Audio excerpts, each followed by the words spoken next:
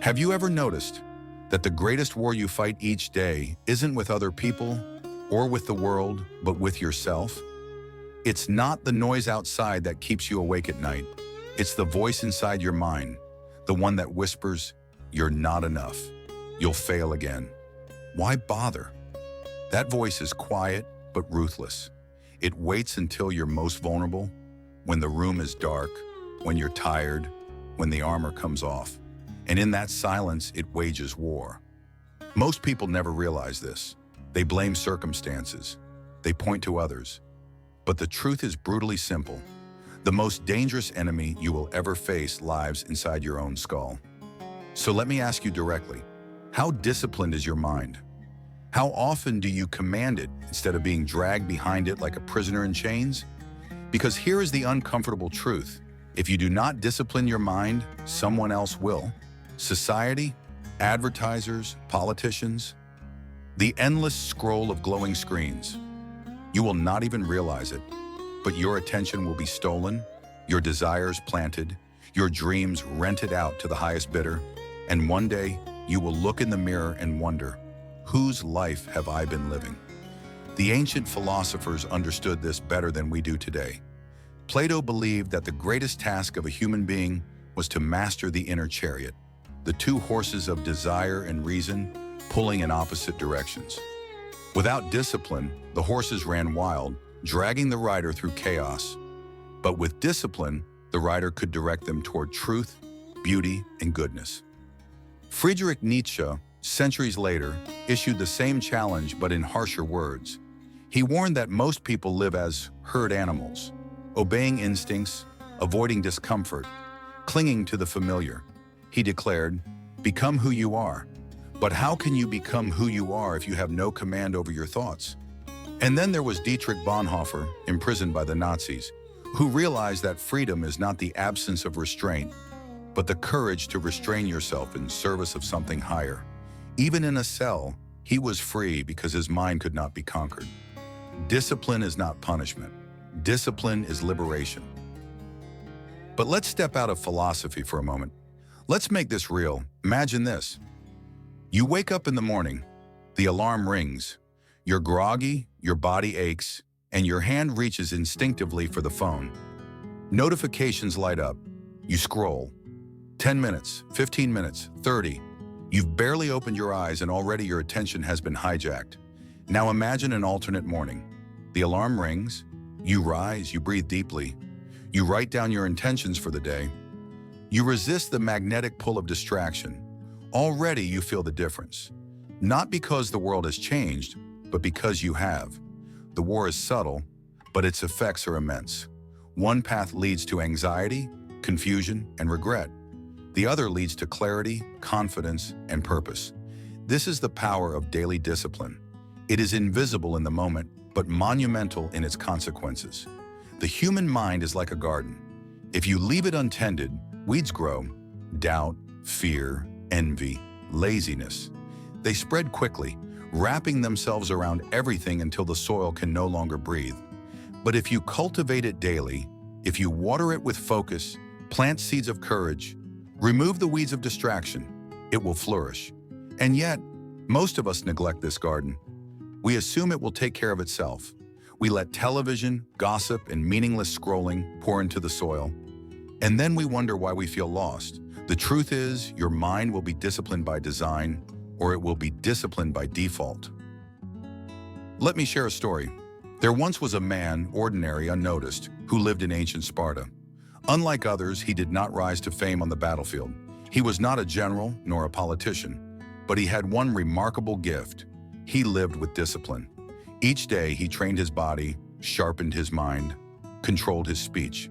He never wasted words, never indulged in excess. When asked why, he replied, "Because freedom is earned through restraint." Centuries later, his name is forgotten, but his way of life still whispers through history. The Spartans understood that discipline is not an enemy of joy, but the only path to it. Now compare that to our age. We celebrate indulgence. We are told that freedom means doing whatever you want, whenever you want. But this is a lie. True freedom is not the ability to indulge every craving. It is the strength to say no. A river without banks becomes a flood. A life without discipline becomes chaos. Psychologists today echo what the ancients knew. Self-control is not an inborn talent, but a muscle. And like any muscle, it strengthens with use and withers with neglect. Experiments show that those who practice daily acts of self-control, whether small, like avoiding junk food, or large, like sticking to a workout plan, gain resilience in every area of life. Why? Because the mind learns a simple truth: I am in command. But here's the paradox. The more discipline you practice, the freer you become. Think about it. If you master your impulses, you are no longer a slave to them. If you train your focus, you are no longer at the mercy of distractions.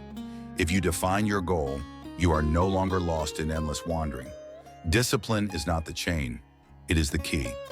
But here's the twist, the uncomfortable truth that no one wants to admit.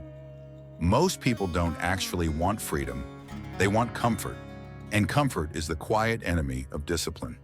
Nietzsche saw this coming. He predicted that society would one day create what he called the last man, a being who avoids struggle, avoids risk, avoids greatness, choosing only safety and convenience.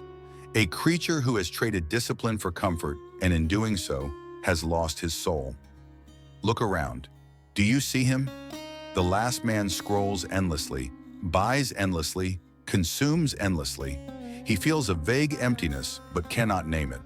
He mistakes comfort for happiness and security for purpose. But deep down, he knows. He knows that something vital has been lost. And he is haunted by the question, is this all there is? So I ask you again, how disciplined is your mind?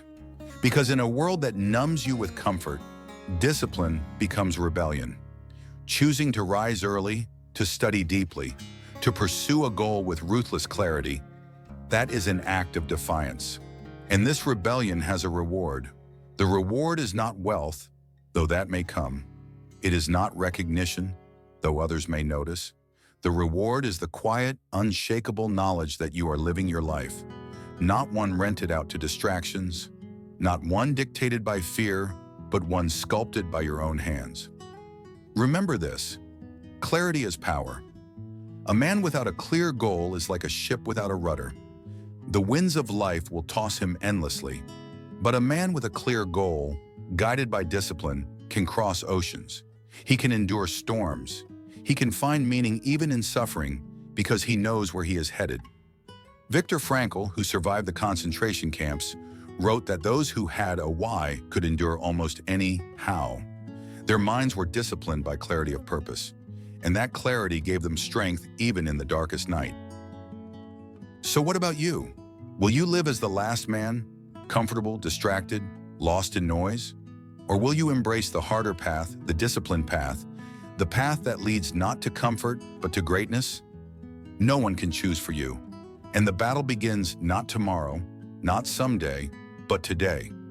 The moment you finish this video, your enemy, the inner voice of comfort, distraction, and fear, will return. It will whisper excuses. It will tempt you with easy roads. But remember this: the war is not won in grand gestures. It is won in small daily choices. Waking when the alarm rings. Saying no when temptation strikes. Focusing for 5 more minutes when you want to quit. Discipline is not one great act. It is thousands of small victories, stacked one on top of another, until one day you look in the mirror and realize, I am no longer a prisoner, I am free. The choice is yours. The world is waiting, your soul is waiting. Do not waste it.